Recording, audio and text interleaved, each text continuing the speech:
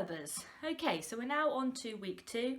The first week we covered was the 9 rules of feeding, 10 rules if you include clean utensils every day. So you may have seen we've added that one on, but the Pony Club manual had 9 in it, but you can add it up to 10, and I prefer remembering it as 10 because it's just an easier number to remember than 9. Okay, so we covered those in the first week. This week we're now going to cover the ingredients that we might feed our horses, so the materials we might actually feed them. So I filmed a little bit out in the field to cover the grazing, hay, haylage and silage. So that's to cover the forage part of the feed, so we'll cover that. You're going to see this background for the concentrate parts of the feed, which is in my home. Just to start off with, before we get into different types of food, the first thing to consider is what we mean by roughage and what we mean by concentrate feed. So naturally the horse would exist or thrive even on grazing, on grass and plants and shrubbery, that kind of thing. That's its natural food. The digestive system of the horse, which we're going to cover in a later video, is perfectly designed for that type of food. So it's got a very long digestive system to help to get the nutrients out of grass. However, we don't always have enough grazing for our horses, or our grazing can either be too poor a quality, so our horses don't maintain weight or get all of the vitamins and minerals required, or it can be too rich for our horses. If we've got horses that are overweight, prone to laminitis, or have other conditions that mean that they can't stay on grass for very long. So we need to find ways to feed those horses that doesn't include grass or limits the grass. The other aspect we've got to consider is our workload. So for different horses, we might need to feed them more in terms of energy giving foods if they're working hard, or if they don't maintain their condition, so hold their weight well, on roughage alone. So if that's the case, then we might have to look at concentrate feeds, and that's why we would look at things like feeding foods in a bucket feed, rather than just, say, giving a hay net full of hay or haylage or silage. Unlikely to give silage to horses, but some people have done, or those types of things, the bulk of the feed. If you have a horse that can't maintain its weight on bulk alone, on the roughage diet, that's when you start looking at concentrates. And the reason we call them concentrates is because they're a concentrated source of energy, whereas your roughage type feeds, generally speaking, they're giving the horses the energy from fibre, and fibre is slowly digested in the hindgut, whereas your concentrate feeds often will be carbohydrates, starch related, and they will be processed in the stomach. And it's really important that starch foods don't reach the hindgut, because the gut bacteria further back cannot deal with starch, and that's where you can get digestive problems and colic and that type of thing. So if you're going to feed a starchy meal, a concentrated form of food, then you need to make sure you refer to your rules of feeding in relation to meal sizes and how you feed that. So that's in terms of what we need to look at today, so our concentrated forms of food and our roughage. So that's where we're going to start there.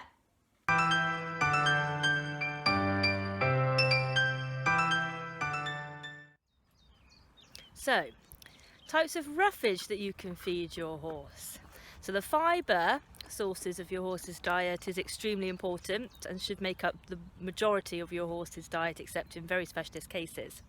So as a general rule, you want to make sure that you sort out and feed your horse on roughage first. So sources of roughage include, as we can see, I'm stood in one of the fields at Widbrook, include your grass. So grass is important for your horse, as usually the part of feeding we forget about, actually. We forget that when our horses are turned out, they are eating. Horses were designed to be eating about 16 hours a day as trickle feeders. So as we can see, if I can get her into the picture here, so we've got Raven here. So as you can see, she's actually eating out of a bucket at the moment. But if you look at her body there. Now, most of her torso there, as we saw on the diagram, will be made up of her lungs. So lungs and heart's very big in our horses because they're designed to be able to run away from predators. So to be able to do that, to be able to gallop and run away, they need to be able to get oxygen into their bodies and to be able to use that. As a result of that, because they're eating constantly to keep themselves going, their stomachs are actually very small. So it's the size, approximately the size of a rugby ball. So it's all right, Baba. Good girl. So if we look at her here, we think it's not going to be very big in comparison to her size. So what we want to make sure is that she's got that fibre going into most of the day, and grass helps us to do that. Now, grass can vary in its quality during the year. So for instance, in the spring and the autumn, the new grass comes through, and the energy level of that grass can quite often be similar to that of a competition mix for a horse. So quite a lot of energy. Some of our horses just simply don't need all that energy. That can have a risk of, particularly for our ponies, of getting conditions such as laminitis. So we need to be mindful of that if we have grazing, how good quality it is. Is it too good a quality? Sometimes we actually need it to be a poorer quality, simply so that we can be careful and mind that we don't get conditions like laminitis. On the other hand, in the winter, the grass can have a poorer quality where it stops growing so quickly. So in that instance, it might be that we need to feed our horses hay or haylage, depending on the type of horse and what we have available. So that moves us on to our other types of roughage. And it might be that if you've got your laminitic horse or pony and that they're in the summer, that you feed them poorer quality hay. Now, by poorer quality, I mean lower nutrient levels. I don't mean bad in the sense of mouldy or dusty. You don't want to be feeding them anything that could be harmful, but you might want to feed them something that's got lower nutritional quality.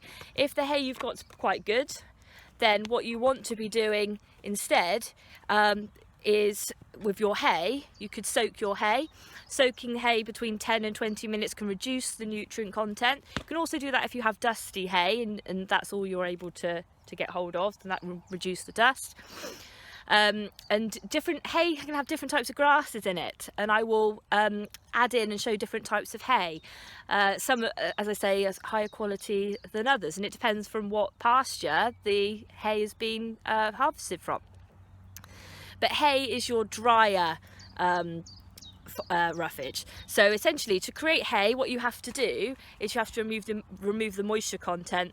So how you do that is you can see when the farmers do it, they have their fields of hay and they wait until there's been a dry enough spell to dry out that grass, and then they cut it so they've removed all the moisture, and that creates your hay.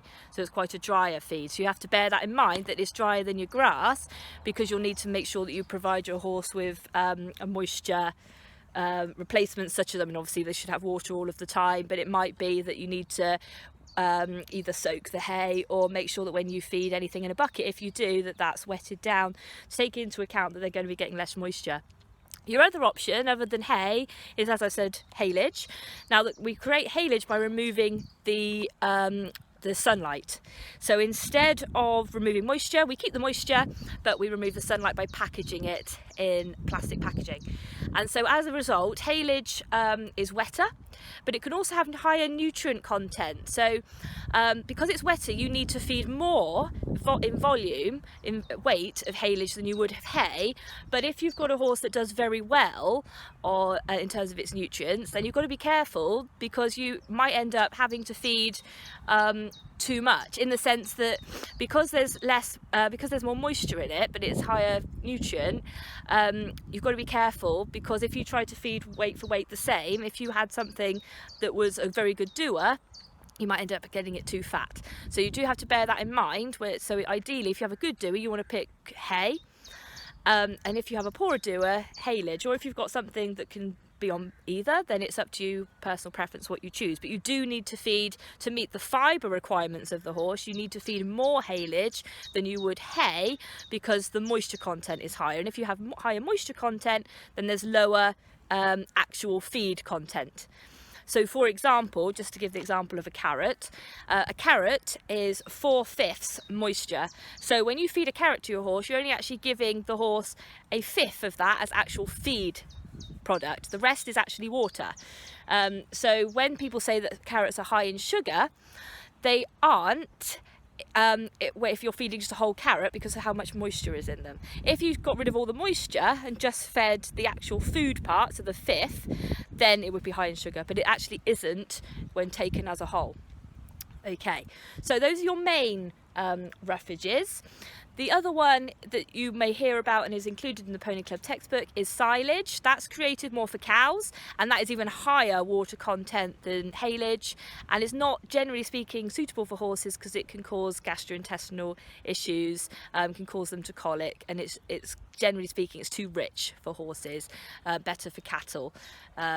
So those are your three main roughages, and we will then look at some other sources of food.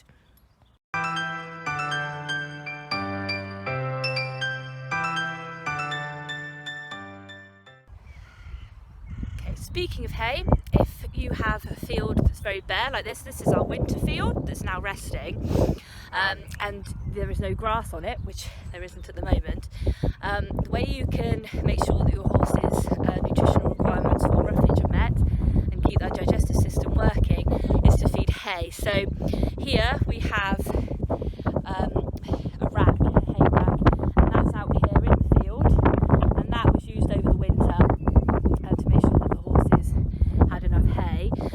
What also was happening was it was also spread out, so you can see there that some of the hay was also put on the ground, and you can see behind me as well where we had a line for the hay. That was to stop, so you see Widbrook horses live in a herd all together, and the reason for having the separate piles, ideally more piles than there are horses, simply so that all the horses get a chance to have some hay, so that we don't get any that are bullied away and aren't able to actually get any, because otherwise some of the more dominant characters will eat it all, and they'll get nice and plump, and the others will get all skinny. So I want to make sure that every horse has access. If you have one that is either really bad, as in a real bully, take that one out and give that one its hay separately, or if you have one that's really badly bullied, again, try and feed that one separately as well. We don't want any horses getting really skinny as a result of not being able to get enough hay. So yeah, that's just an idea of how you can feed them out in the field. Hay net's not a great idea out here. One, it's very labour intensive, and two, the risk of horses getting their legs caught is even greater out here than it would be in a stable. So that's why we've not got those out here.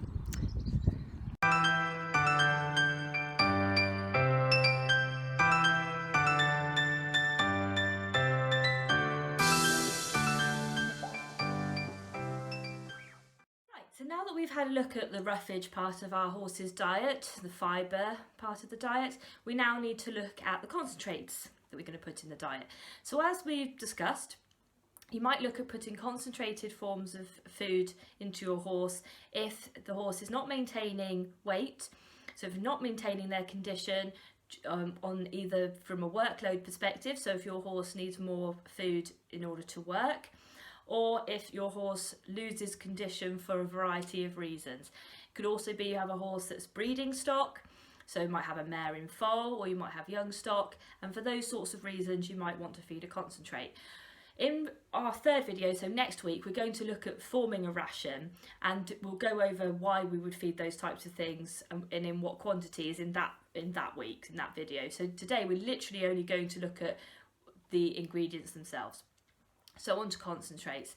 So first things first, what we all probably feed nowadays, which is more common than it used to be. So it used to be you would feed, your options are really between straights, which basically means the raw ingredients themselves, so the actual individual ingredients, feeding those to your horse, or a compound feed.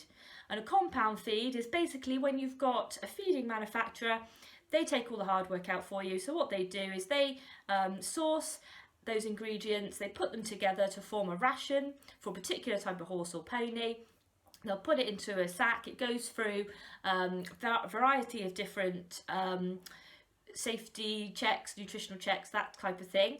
And then you'll get information on that bag of what type of horse it's for and how to feed that particular product. Most of us will probably feed those types of feed nowadays. So you can get your horse and pony cubes, you can get mixes, a horse and pony mix, you can get competition mix, competition cubes, breeding cubes, racehorse cubes. There's a huge variety in the market nowadays, which can actually cause confusion. So that's why it's still really important we know about the actual ingredients that go into our feed, because by looking at the back of the bag in ascending order, so in order of feed by weight, ingredient by weight, you can actually see what's in those feeds. Every feed sack by law must have that on there. So you are actually able to see what's in the food that you're buying. But most of us will feed those compound feeds nowadays. And they can come in two basic types. The first is a complementary feed, which is designed to be fed alongside your roughage. So designed to be fed with grass. So it might be that, like my horse Raven, she is out in the field, but she has 1 bucket feed a day. So that feed is in addition to her grazing. Or it might be you've got a horse that's in the stable, and so he has hay or haylage, and that feed is designed to be fed alongside that. The other type of feed you may come across is a complete feed. Now, if you have a dog or a cat, they will often have a complete feed, which means that you can feed that feed and nothing else, and that animal will be fine. And that will provide everything, all the vitamins, minerals, protein, etc. that animal needs. We don't tend to do that with horses very often. There are a few feeds that are designed to be complete feeds, and they're usually fibre-based, roughage-based, maybe with sugar beet, chaff, that type of thing, which we'll go into later on. And the reason you might feed one of those is if you've got an elderly horse that's lost their teeth. They cannot chew anymore, so they cannot bite off the grass and chew it. They cannot chew up hay or haylage, and so you need to feed something else. That's when a complete ration will come into play, and generally speaking you'll need to space those out much more frequently throughout the day, because horses are designed to be eating constantly throughout the day. So that's important to note. So those are your two basic types. Now, we also talked about two other types in terms of the feed, and they can either be cubes or they can be in the form of a mix. So I'll pop some pictures in of what those two different things look like. But you get your cubes, which is where all the ingredients, same ingredients, but they're all mashed up and popped into a cube type form, or a nut. Some people call them pony nuts.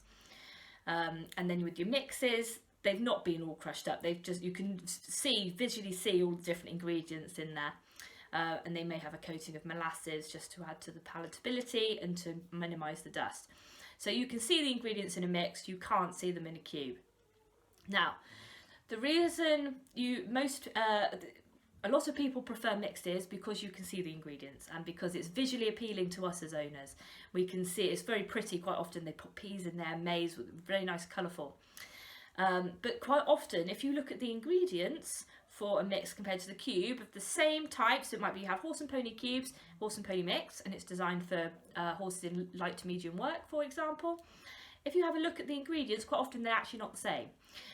Cubes don't need to visually appeal because they all look the same, so you'll find that they don't necessarily have the same ingredients that aren't necessarily needed by the horse.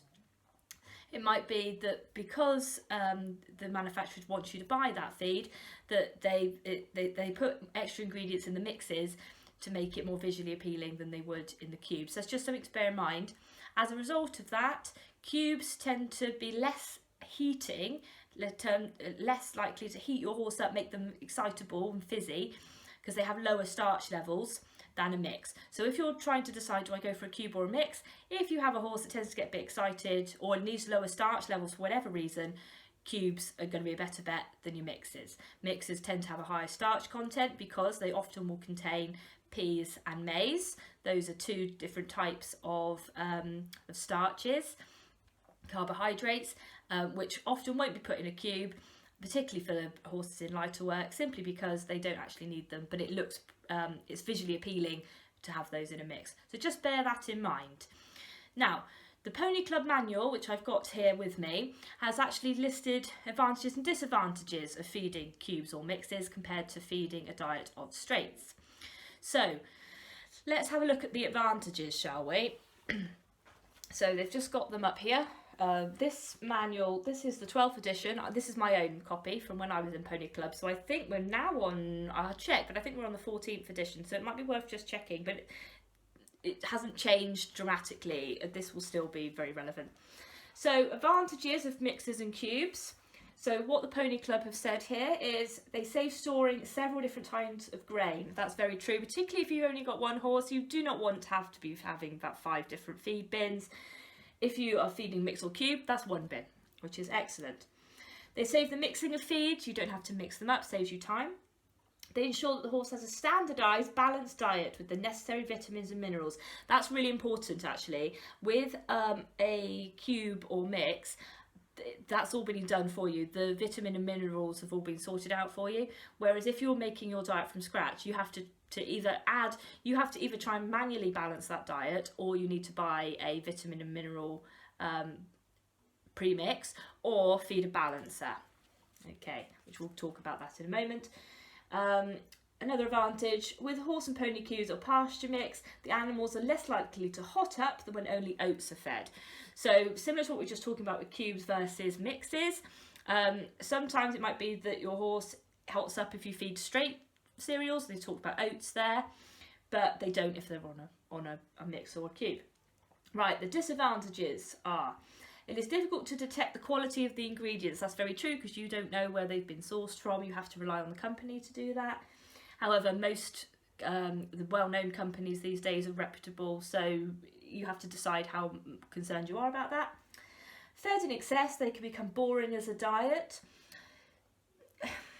The only issue with that one, of course, is that we do like to keep our horses' diets not boring, but we do like to keep them the same, because we know we don't like to upset their stomachs too much. So whilst, yes, there's going to be the same formulation every time, my personal experience is that I haven't found a horse to get bored of a standardised mix or cube that wouldn't have necessarily got bored of a straight diet. So you get horses that are very fussy and you have issues trying to find what they would like to eat, but it doesn't necessarily mean that they'll not like a cube or a mix, but they'll be fine with straight. So it could be they don't like a particular brand, or they don't like a particular product, and you switch them to a different product and they're absolutely fine. So just bear that in mind. They tend to deteriorate when stored. That's true. If you've got your straight cereals, then you haven't processed them yet, they're going to last longer, because this, of course, has already been processed. A bagged feed has been processed, so you do have to be aware of that. But if you look at the best before dates and you look at all the instructions on the bag, it should be all right. When the feed consists of only one type of mix or cube, adjustment of the diet is not possible as it is with traditional feeding. That is true if you are feeding, say for example, your own ration at home that's made up of oats, chaff and sugar beet. You can adjust the portions, you can feed less oats, more sugar beet, you can adjust it to suit your individual horse. You can't do that with a mix or cube. The only way you can do that is by feeding a balancer, so alongside the feed. Now a balancer is essentially vitamins and minerals with some protein added, and what it is it's essentially an even more concentrated form of a mix or a cube. So it means that you can feed less of it because it's got a higher level of vitamins and minerals and protein, so that you don't have to feed as much as you would of a normal standard cube or mix. So you can feed that alongside, so it gives you the extra vitamins and minerals and the protein, and then you can adjust it up or down, and then you'd adjust the balancer alongside it. Or you could change the feed. So if you were finding, for instance, that you had a horse that was too hot on one type of food, as in too buzzy, too fizzy, you could switch to a lower energy type of food, or one that had lower starch content. So there are things you can do, but you'd have to switch from feeds rather than adjusting the quantities of what you've got. So those are your cubes and your mixes.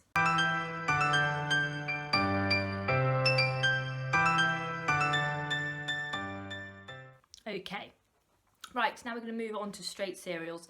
So the first one and the most common, most popular, the one, well, not so much popular anymore, but the one you'll read about and you'll recognise with horses straight away is oats. So oats used to be what we predominantly fed our horses, and some yards still do feed in that traditional manner. So you would have your oats and your chaff. Some race yards still do this, hunt yards still do this, so that is what you would most likely feed your horse. The reason you would feed oats is because they are, of all the cereals, they have the lowest starch content and the highest fibre content.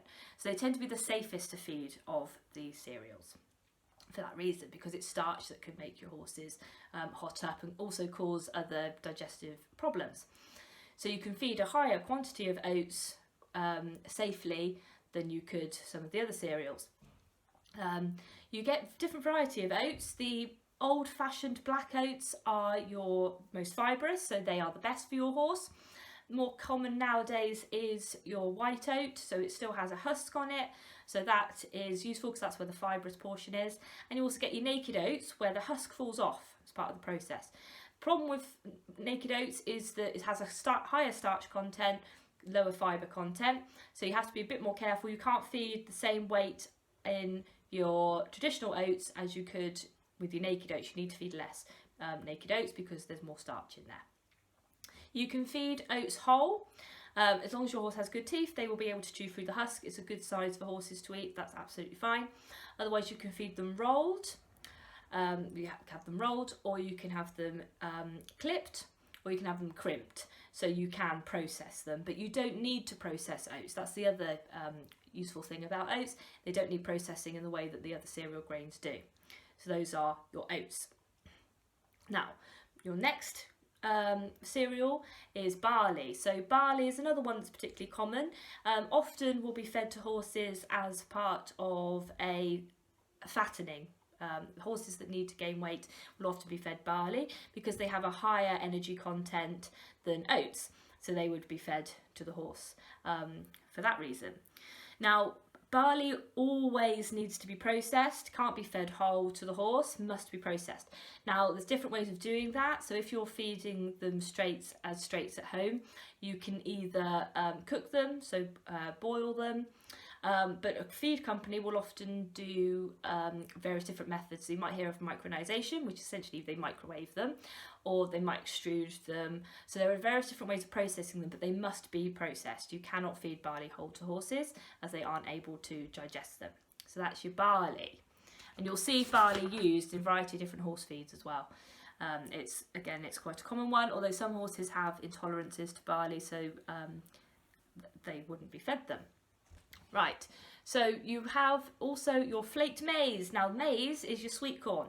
So you'll see this, if you have a look at a mix, most mixes will have maize in them, whether the horse needs them or not, because maize has a very high level of starch, which means you can only feed them in small quantities. In America it's referred to as your corn, like sweet corn. And again, that also has to be processed because otherwise the kernels are just too hard for the horse. So you'll see flaked, they usually be flaked for you. Again, micronized, so in the microwave. So again, this is for your fattening, more energy, more starch for those horses that need it, whether they need to put weight or need more energy. So that's your maize. Now, your Pony Club manual will say that wheat is a bad food and should never be fed to horses. This was true, and it is true if you're using them as straights. The reason for this is that it's most difficult to process. You need really the industrial processes. You need to be able to process that in a factory, essentially. Horse feed companies have managed to do this, and as a result, wheat, I believe, it's not in your Pony Club book, but it has a higher level of starch. So it's good energy giving food, and you'll see if you have a look at, I'll leave the link in the description box, if you have a look at a horse feed website, Bailey's horse feeds is a good one, but you can use any of them, but Bailey's is particularly good. You'll find that they use wheat in most of their feeds, particularly base their conditioning feeds on wheat, so it has that high energy content. And doesn't seem to excite horses up or heat them up as other feeds, other sources of starch can do. So have a look into that. Also, just a side note, nutritional companies, they may not be available at the moment, but you might have to have a look to see what happens after lockdown. But they're free. You can phone a nutritional helpline or send them an email or fill out one of the forms, and they will talk to you about your particular horse. But you can also ask them queries about their products, and so you can find out a bit about what they like to use and why. For instance, I phoned them up to ask about oats. Why very few of their feeds have oats in anymore, seeing as it used to be the standard, what you would have, and it has the highest fibre content. You'd think that would be what they would use if they were going to use any cereals, would be used across the board. And what I won't say which company it was, because they probably wouldn't want to be identified, but they said to me it was because of popularity amongst horse owners, that a lot of horse owners would not want to buy a feed containing oats because owners are frightened of oats because they think it's going to heat their horses up, even though from what we know scientifically there's no reason why oats would be more heating or more energy giving than barley, that has higher levels of energy, higher levels of starch. Maize, which is again included in low level feeds like pasture cubes or pasture mix, they usually include maize in your mixes, even at the lowest energy levels, and wheat. So it's actually down to more of a marketing, what owners will buy, what people will buy. So that's really interesting to know that, and bear that in mind, that when you're buying your standard bag of feed, they are looking at you as a consumer and what you will buy. By law they're restricted on what they can say, but there is still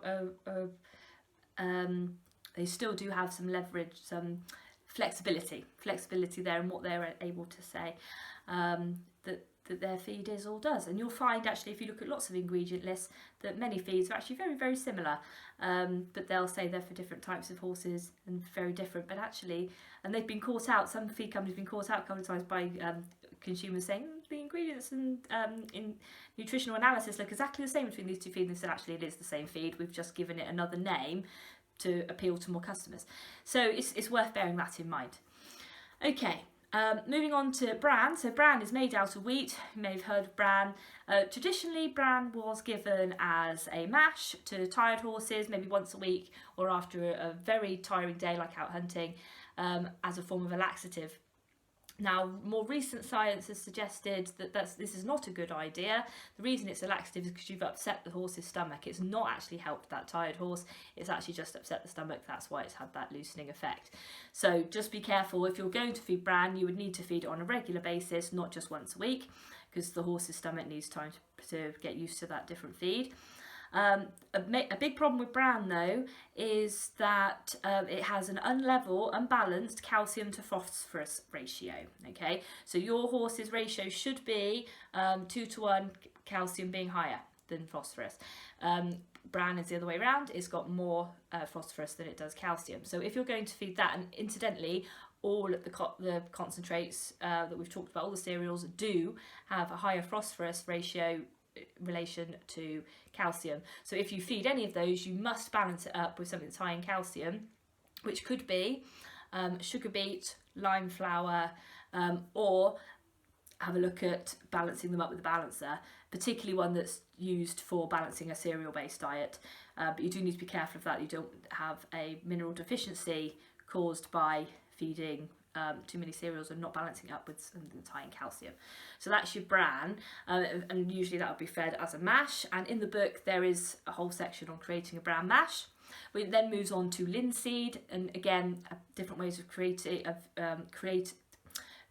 cooking linseed at home, because again you can't feed it whole because it would be poisonous to the horse, so you have to create either a linseed jelly or a linseed tea, and it goes into how you create those two different types of food at home by boiling the linseed, and depending on how you cool it and how you prepare it, you either end up with a jelly or with a tea. You can also create a linseed gruel as well for a very tired horse.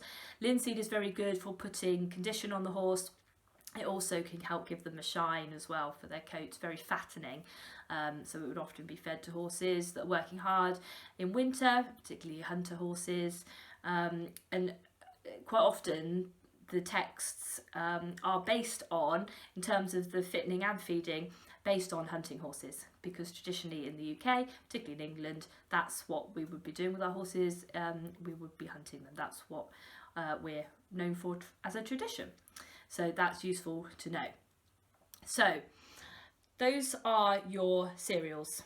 Okay, so we've covered our cereals, and those are the main ones. So you would be looking at combining those, or you can pick them out of your compound feed that you've bought and see kind of what they look like and what they do. But essentially, the reason we feed any of these cereals is to give our horses more energy, and energy is the same as calories. So you can't be looking at, as some people do, they'll say, well, I want to give my horse more energy for work, but I don't want to get fat. But the calories and energy are exactly the same thing. Some people will talk of a fast release energy and a slow release energy. So slow release energy being your fibre base and fast release energy being your cereals. Some horses that will work for, particularly the slow release is known to work well, particularly for keeping a level-headed horse and for keeping a horse that's not got any issues, for not getting them all excitable. But it's not necessarily been proven to work the other way. So if you've got a very laid back horse that tends to put on fat and you give them lots of oats, it doesn't necessarily mean they're going to turn into turbocharged racehorse. It doesn't work that well the other way around. Okay, so those are our cereals.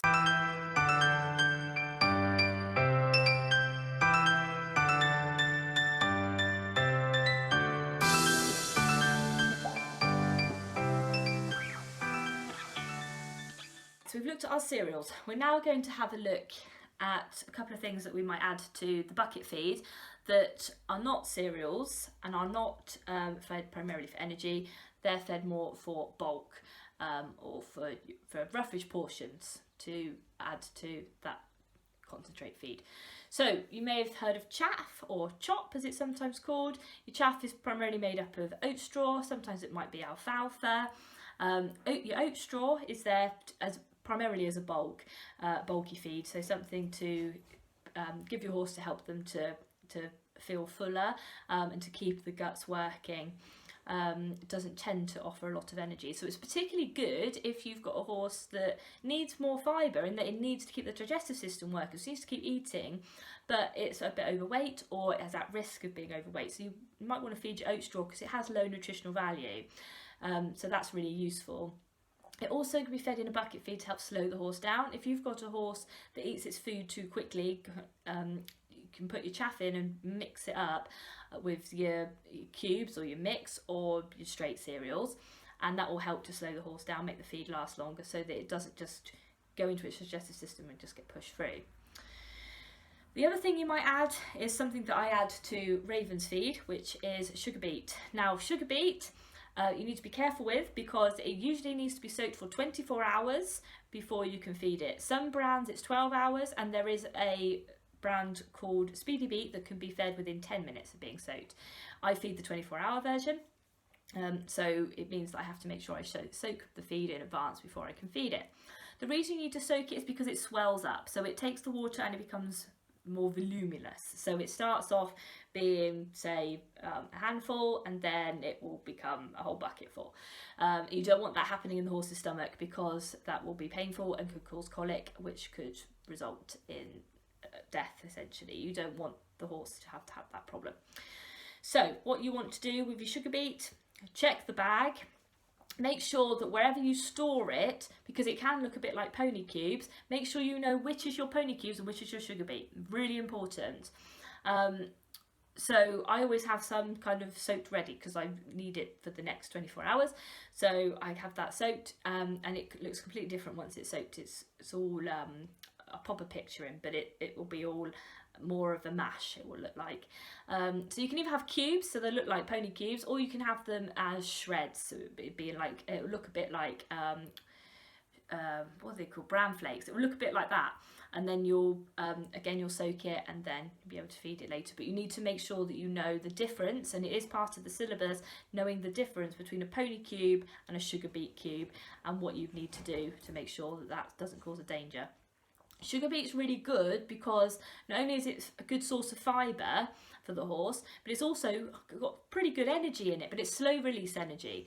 So you can feed sugar beet to a horse that doesn't maintain weight well, but it's a bit excitable, or you don't want it to be excitable because children ride it, for instance, and it shouldn't cause that problem, particularly unmolassed. So you can have molasses, which is sugar, that's added to any sorts of feeders actually.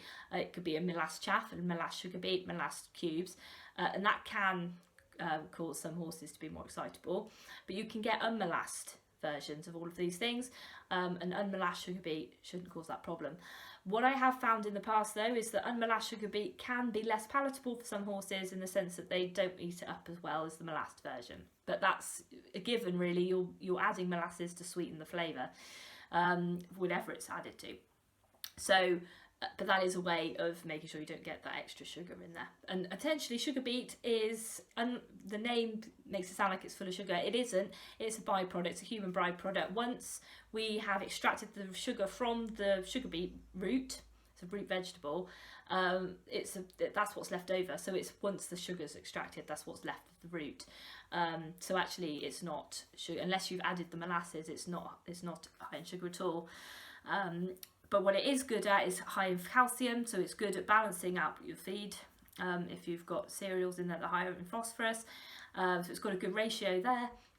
And it's also brilliant for moisture content, because you have to add water to it. If you've got a horse that's on a dry diet in the winter, or has to have a dry diet in the summer because it can't go on the grass because it's laminitic, feed it sugar beet, as long as it's unmolassed. If you've got a laminitic, that can give you the fibre source and water. It gives you that succulent type in the feed, which that horse won't be getting if they've got a more dry diet.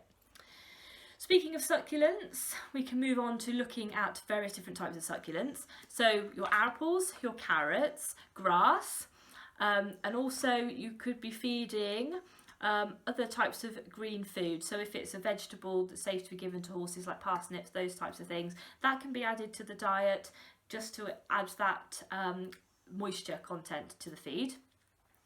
Just be careful though. One thing that non-horsey people or people that haven't been around horses very long yet might do is give grass cuttings to horses or lawn mowings. Do not do this. It's actually really dangerous for the horse. Don't feed those things to horses. The way that that's been processed means that it's now no longer suitable for that horse. So please do not feed those to horses. Okay, so those are our main ingredients there. The only other thing I wanted to cover, we did talk about hay and haylage, and I said that I was going to come back to this, is different types of hay. So what I had not covered is two different types that are covered in the Pony Club manual, which is meadow hay versus seed hay. We've got that in my manual, it's on 169, and we'll be able to look at types of hay when we do this practically. But meadow hay comes from pasture that's permanently laid down, so that would be on a pasture that's permanently there. Okay, it's fairly soft, it contains a good variety of grasses, with a bottom of low growing grasses, clovers and herbs. So well made meadow hay is enjoyed by horses, but it must not contain harmful and poisonous plants such as ragwort, which we'll cover in our poisonous plants badge, but you must check your hay for anything poisonous. Seed hay is made from a specially grown crop, usually ryegrass. So when it's grown with other seeds, such as clover or timothy, it's known as mixture hay. Seed hay is higher in nutritional value than meadow hay and is lighter in colour. So that's important to know if you're feeding your laminitic pony, or you're feeding a fatter pony, one that's overweight or one that puts on weight very well, or you're looking at your sports horses trying to feed those that are competing. You want to be looking at, okay, higher nutritional value for those that don't hold their weight well or need it for competing, lower nutritional value for those that don't need so much. And by that we don't mean the quality of the feed, in the sense of we don't want it musty, we don't want it dusty, we don't want it to be poor quality in that sense, but we might need lower nutritional value, so lower calorie for those horses that don't need the higher calorie. The other type is alfalfa, which I talked about earlier on. So that is a clover type plant grown and processed in the same way as hay, and it's very concentrated nutritional value with a higher proportion of essential amino acids in the protein that it contains. It also has a high calcium content and contains very little phosphorus. So again, that's a very good one to add in. So if you, for example, you're planning to make your own ration, you want to think, okay, alfalfa and sugar beet both have higher calcium to phosphorus ratios, whereas our cereals are the opposite. So that's a way of balancing those out. Okay, excellent, brilliant. So we have now looked at all the different types of ingredients. Next week we will look at rationing, so how to design a ration for a horse based on their workload, their condition, and then their size as well, breed, that kind of thing. So we'll look at doing that. We'll also, the week after, we'll have a look at the digestive system, and we'll then have a look at some quizzes and some question and answer that you're able to do whilst we're still on lockdown.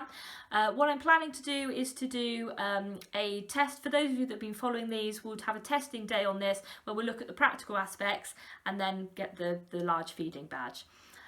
Hopefully. So that's all for this week. I hope you enjoyed that, and I'll see you next week for looking at rations for various different horses. Thank you very much. Bye bye.